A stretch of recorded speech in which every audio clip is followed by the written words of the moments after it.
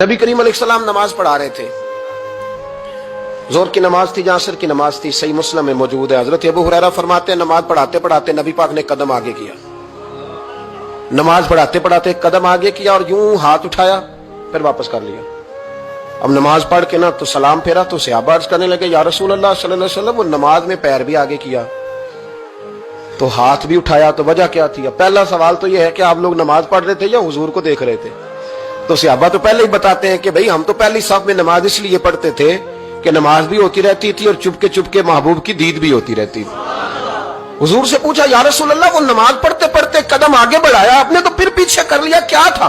और हाथ उठाया तो फिर आपने नीचे कर लिया। तो नबी करीम फरमाने लगे, नमाज पढ़ाते पढ़ाते जब मैंने कहा ना समी अल्लाहु लिमन हमीदा, अचानक मेरी नजर उठी तो जन्नत में चली गई। नजर उठी तो जन्नत में, तेरे लिए 2-4 कदम अर्श बरी है। तो महबूब फरमाते हैं जब मेरी ऊपर नजर गई ना तो मैंने देखा कि अंगूरों का एक खोशा लटक रहा है जन्नत में। तो मैंने हाथ बढ़ाया कि तोड़ लूं। हुजूर खड़े हैं मस्जिद नबवी में और फरमाते हैं कि मैं यहां खड़े होकर हाथ ऊंचा करूं तो मेरा जन्नत तक पहुंच जाता है।